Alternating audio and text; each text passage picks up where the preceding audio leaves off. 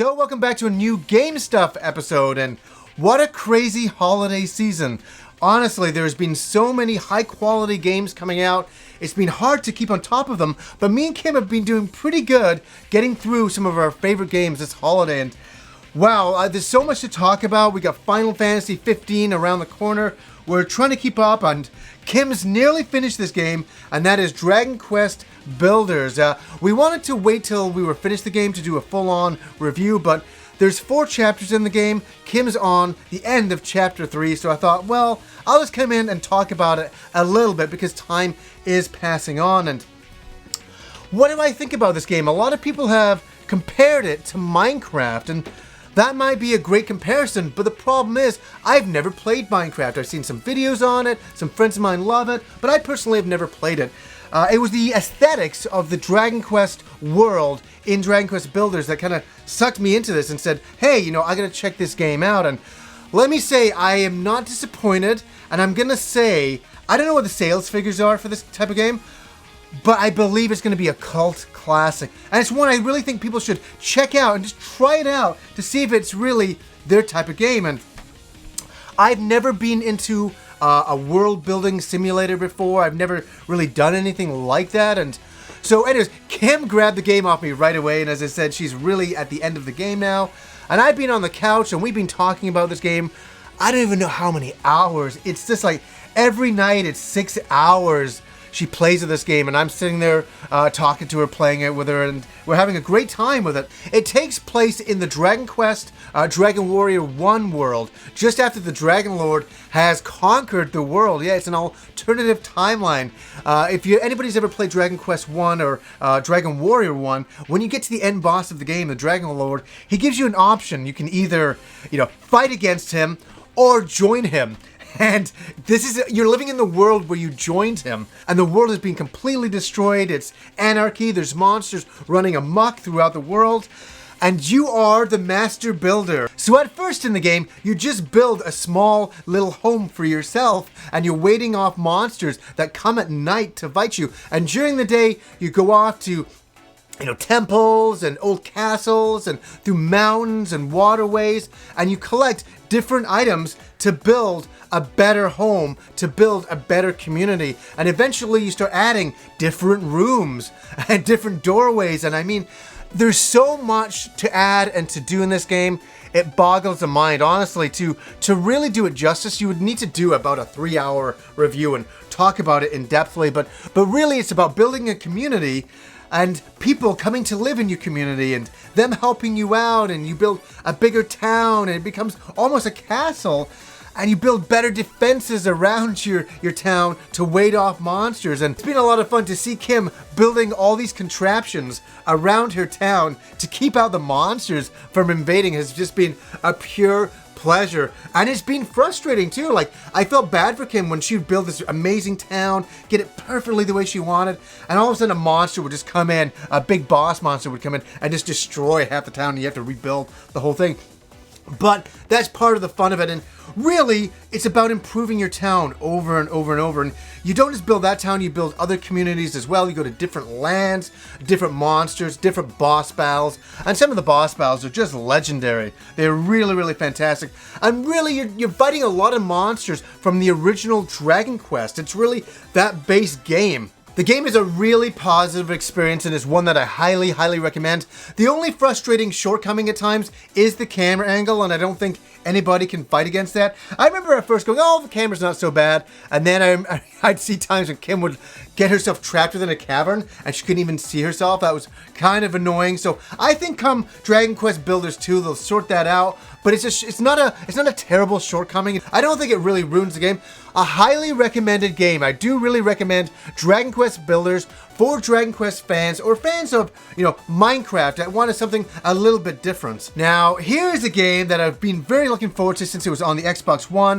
If anybody wonders why I never got this game on the Xbox One, I have a very faulty Xbox. I need to take it in and get it sorted out. It's freezing a lot of times, and I gotta get that sorted out ASAP. It's been on the back burner for me. But I've been waiting. Rise of the Tomb Raider has finally come out for PS4. I picked this up, and what a pleasure. And the reason why, and I have it really down here, the original Tomb Raider was my first PS4 experience. And I remember hooking everything up and playing Tomb Raider and going, wow, this game looks incredible. This game plays incredible. This game is a great amount of fun. And I'm not knocking the old Tomb Raider games. I played them back in the PS1 days and I enjoyed them. You know, they had kind of tanky controls and all that, but that's what you expected back then. And I enjoyed them. I did. But this brand new Tomb Raider experience is, it kind of really is, it's like Uncharted. But obviously with Lara Croft and the aesthetics, the graphics, the puzzles are second to none. I would really say I give this game an 8 to 10, you know, an 8 to a 9 out of 10. Honestly, it's so much fun. I've been playing it on the PlayStation Pro, and it is beautiful looking. It's really, really nice. It's nice on a regular PlayStation 4. It's even more stunning on a PlayStation Pro. It's just a little bit more subtle in the graphics department. But the storyline, it's like Indiana Jones all over again. But with this and Uncharted, I really get my sense of adventure gaming. I really get that feeling of being in an old Indiana Jones movie. And that's where I want to be with gaming. And I really give Rise of the Tomb Raider a high score. I love the game. I think it's absolutely a lot of fun. Now, another game I think is a great amount of fun is Dragon Ball Xenoverse 2. And this is a game that I unwind at the end of the day by playing and just do constant battles and fighting over and over and over again. But I have a great amount of fun being in the Dragon Ball universe. And I've said it before and I'll just say it again. That's part of the fun for me. I don't have any friends playing this game, so I haven't done any of the multiplayer aspects of it. I always play it single player. It's just a lot easier for me to do. It's my take on the game. I enjoy those aspects of it, but I did a big unboxing of it, of the Xenoverse 2 Special Edition. I put it up, I think it's called Dragon Ball Boys, where I tell a story about how I started a gang by accident in high school because I started a Dragon Ball fan club that it just got carried away and people thought it was something totally else. But big props in this game. It's a lot like the first game, but to me that's not a bad thing because I love the first game so much. Okay, here is a package. This is an interesting one. This is something different, something independent, and I like independent stuff. And here we go. This is sent to me by my friend Jody. I met this guy when I was visiting my mom and sister in Ontario, Toronto area. And he took me out to all these great video game stores, and he's a big TurboGrafx fan, and we shared a lot of stories about our love for the TurboGrafx and the PC Engine and all that, where he has a site. It's called, I think, Turbo Reproductions. That's on Facebook. I'm no longer on Facebook, but that's off the top of my head where he used to be, and where you can get some of these games if you're interested. And he sent me these because he knew I was a big fan of them. And they're reproductions, folks. They're reproductions. Magical Chase. Look at this little mini TurboGrafx box. This is so awesome, dude. It's so cool. And look at that. It's a reproduction hue card, so you can play it. And I appreciate this greatly because Magical Chase, the actual game itself, is so highly sought after and so ridiculously expensive. It's in the thousands. And that's not a lot of fun for people like me who just want to play the game and have a hue card experience. And I want to thank Jody, first of all, for sending me this and creating the beautiful looking packaging on this. And this card, you know what's so interesting? This card's a little bit heavier. It's a little bit different. I would love to know how he does this. I'm not into creating reproductions of games, but I'm fascinated in the process. And I think he was mentioned on Pat, the NES Punk show, talking about this game as well, and I really, really appreciate this. And I had to talk to Jody about this one because he sent me this, and I've got to try this goddamn game out. This is crazy. He's done a reproduction on it. I guess it was like a hack of the ROM back in the mid 2000s, and that is Splatterhouse Chrome. And he's done this packaging here, which is really cool. And somebody had hacked the game, made it a lot harder. The game is already tough already. And added a lot of more blood and effects that way and changed the level designs. And oh, that's just ridiculous. And I want to thank Jody, first of all. Look at this. There's a fucking soundtrack in here. The Metal Mashup remix and chiptunes cleaned up by Electro Haze. And that, oh, look at that. Look at the packaging he's done. This is so cool. Oh, look at that. It's a hue card That is so cool. I knew it was, but to see it, look at that. Look at that. That is so neat. A black hue card for Splatterhouse. That is so cool, dude. Oh man, I can't wait to try this game out. I've never, and I was telling him, I said, when he sent this to me, I was like, what is Splatterhouse Chrome? And I didn't want to open the box, or I just wanted his explanation of it before I kind of did the unboxing myself on the show, just like right now. And he's like, yeah, he goes, it's a hacked ROM. And I'd never even heard of it. I thought I've heard of everything, I thought I've heard of everything Splatterhouse, but I guess I hadn't heard of this. So big thanks to Jody. I guess if you want to check out his stuff, Facebook groups, Turbo Reproductions, you can check him out on there. So thanks again. And sticking with indie things, I really wanted to mention this. This is very close to my heart. You have no idea how much it is. And that is some fanzines. And this is the Hyperplay RPG fanzine, and you can check them out online. Check out, Hyperplay RPG. Check them out. Just do a search for them online. You'll find them. Very, very cool. And what's interesting about this is not an official magazine. This is not a huge company or anything like that. This is the way, folks, that people used to get the word out on role-playing games before the internet. And I still really appreciate these fanzines. They're the best thing ever. There's so much heart, there's so much love in here. And here's something I've never discussed. I'm going to do an entire episode on it, about the old fanzine days. And I was a part of this, fanzine world. I used to do a thing called Roll Call. I used to work with a girl in England called Rachel, and we did a magazine called Roll Call. I did some of the artwork for it, and this is in the same vein. And I just want to say that before the internet, this is how you got the word out there on your favorite games. You want to share it with your friends, or you go to conventions and you'd hand this out or sell it just to get the word out because you were so enthusiastic about your hobby. And you just have to appreciate the love and heart that goes into these things. This is so fantastic.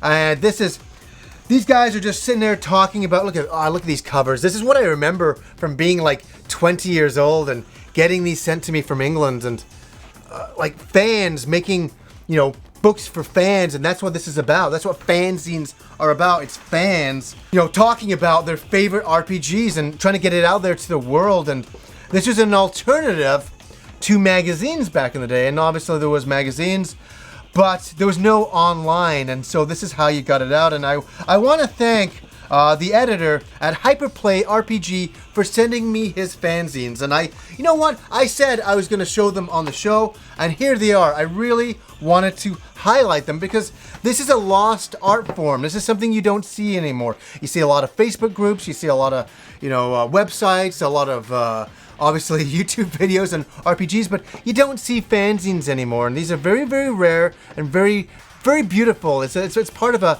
very different past, and a past that I know so very, very well, and I really want to show them today. So a few movies to go, and then we're out of here. The first up is Star Wars The Force Awakens, the 3D version of the movie with a bunch of extra discs, and let me say, it is a double dip and a motherfucking half with this. It really, really is. And I also want to complain here about something. This was $41 Canadian for a movie I already owned. I had to pick it up because there's a lot more special features on it. It does have the 3D movie. I get it, but I've already got the movie. This should have been about $25 at most, but it is what it is. And what it is 4 discs on there. One of them is a DVD. I don't know why we're getting that, but whatever. One of them is the Blu-ray that we already have. If you already have the Blu-ray, it's the same Blu-ray. We have the 3D Blu-ray, that's the other disc, and the bonus disc with a lot more special features. And let me say, I'm working my way through the special features. This also comes with a commentary by J.J. Abrams. I sat the other day, I watched the whole thing, and it was interesting. There's some really cool special features here. I'm going to talk about one of them that I thought was very, very entertaining. And that was, if anybody's seen the movie, obviously The Force Awakens, most of you have seen it, when Rey is being held captive, and she's in that kind of chair and she can't move, and the stormtrooper comes in and she uses the Force on him to remove the chains or whatever, her restraints. The interesting thing that J.J. Abrams said about that scene is that when Rey looks at him and says, "You'll remove my shackles," or whatever, when she says that, she's staring directly at the stormtrooper. She blinked a couple of times. They digitally removed her blinking. So it seemed like she was really staring the stormtrooper down and really concentrating with the Force. And I don't know why. For some reason, that made the commentary for me. I'm like, that is so crazy. I had no idea they would do something so subtle for it. You know, you think of big CG changes and monsters and things added and scenes, but such a little change. And I thought that was kind of cool. But so what do I recommend this? I think if you have a 3D TV, you want to see it in 3D, if you want more special features. But I don't know how much it is in America, but right now, $41 with tax, Canadian. I was really disappointed in the price, but everything else within it is pretty good. Okay, I want to talk about this for a second. During Halloween time, as you know, we had a big flood in the place. It was ridiculous. It took us a month and a half to get fixed up and all of that. Where I want to talk about kind of something that's already nostalgic, and it's already been like a month or so. We finally got the place back to normal. You know, it was like, it took so much work and all that, and it was quite an ordeal to go through. Finally, we got it all settled. We got all our Halloween decorations.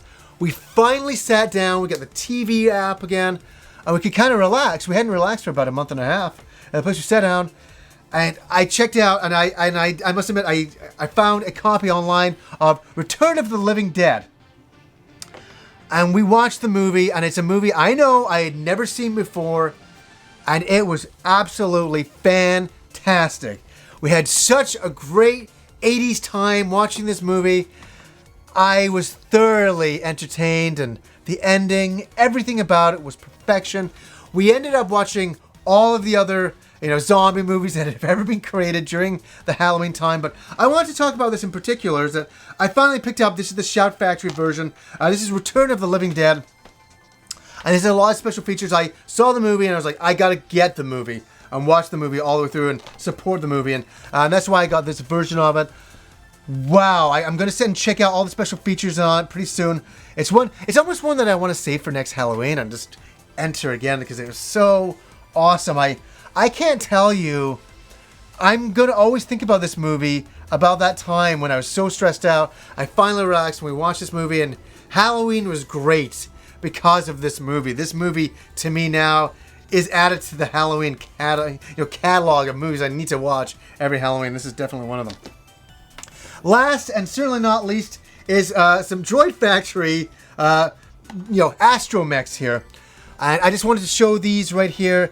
And what's interesting about these, every year I pick up the Disneyland exclusive sets. And last year my mom and sister went to Disney World and they picked me up the Force Awakens astromech set. And this is from the Rogue One movie that's coming out. And this is exclusive to Disneyland. I had to order it online, and I love astromechs in general, but I'm a big fan of 3.75 figures.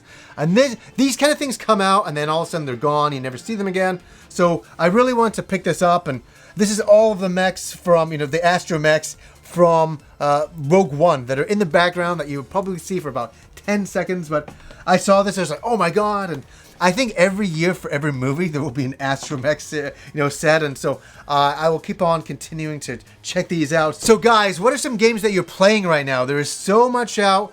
There's so many games to play. Really, it's probably the best season ever for video games. It's wonderful.